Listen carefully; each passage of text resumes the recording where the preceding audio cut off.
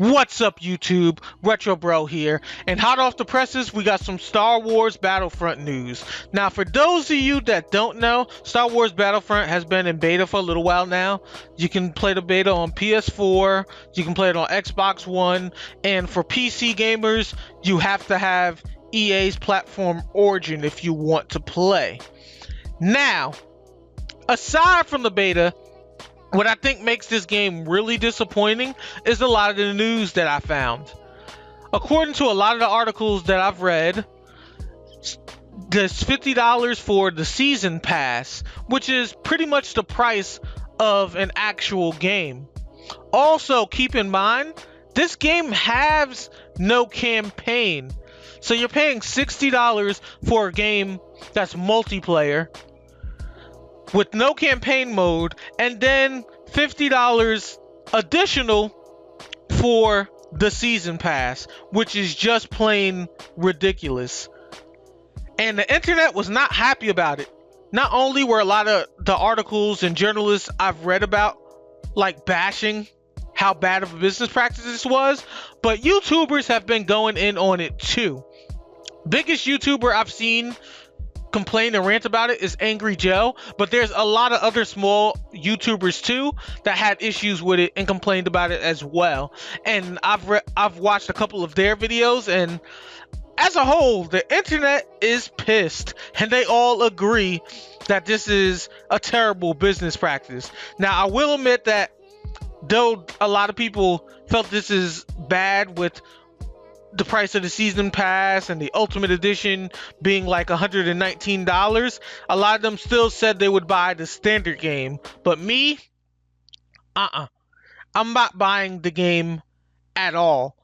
And my thing is, what really like pisses me off about it is I understand that it's well known for its multiplayer, but if you look at the older Battlefront games, they had campaign modes. So you're making a new one that, yes, has better graphics, but you take away campaign mode. Like, I don't think it's possible to justify playing a game without a campaign and having the nerve to charge somebody $60 for the game when you're not going to put a campaign mode in it.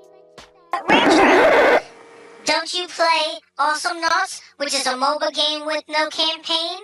Expose! Nah, comment section. I can't agree with you on this one. See, there's two things that Awesome Knots does, as well as a couple of other MOBA games, that this game does not do.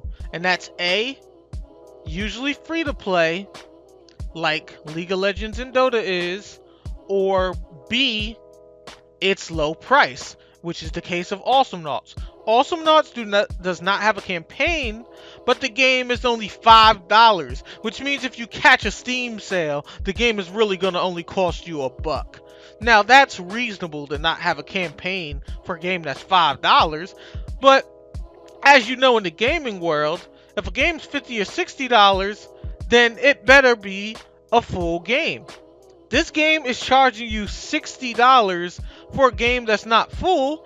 Then you're paying an additional $50, which is the price you would pay for a full game anyhow, to get additional content for multiplayer, but you still have no campaign mode. Now, I gotta say, people bash Call of Duty all the time, me included.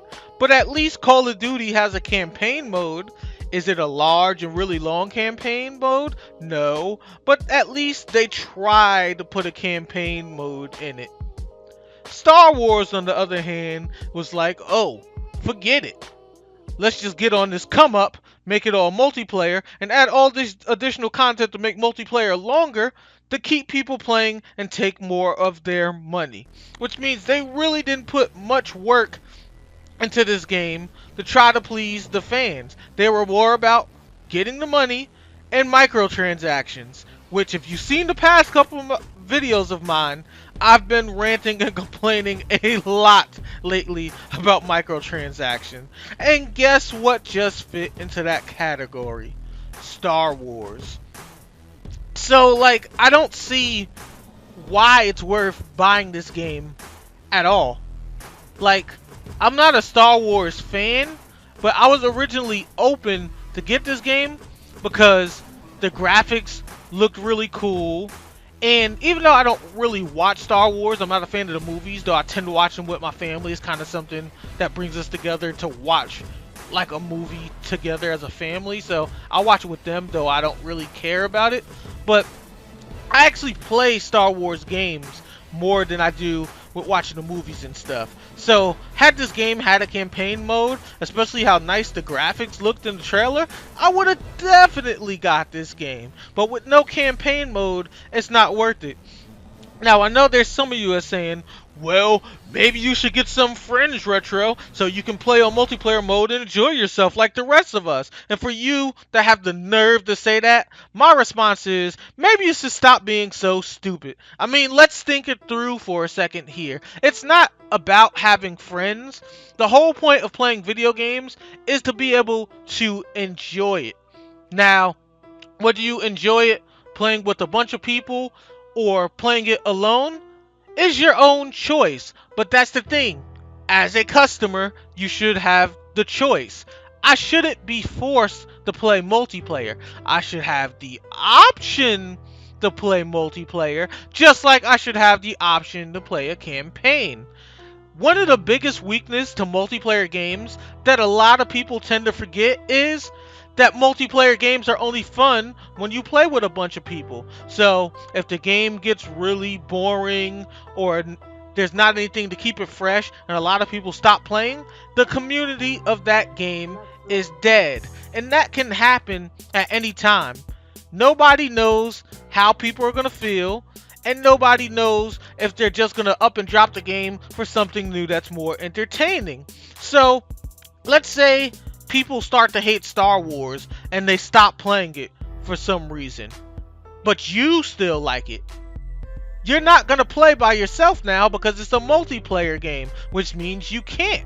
There's not a campaign mode, so now that the large amount of the community is no longer playing, you can't play because you have nobody to play against. And that's the weakness with multiplayer. At least when you have the choices in games, everyone can be like, hey, I hate this game. It can be dying out and no one's really playing, which means you can no longer play multiplayer, but you happen to be that oddball that still enjoys the game. And guess what option you have?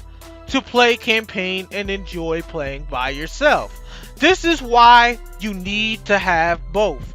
And this is why I really don't like supporting games that don't have both. So in my book, this game is a huge disappointment, and I don't really think it's worth purchasing. But I mean, hey, if you're cool with only playing multiplayer and not having a full experience by yourself, then go ahead and purchase it. But my opinion is that this is total bull. Anyhow, put your comments down below. Let me know whether you agree or how you feel about this, as well as the extra microtransactions of the season pass without having full features to make this game feel complete. Anyhow, I've been Retro Bro, and I am signing out.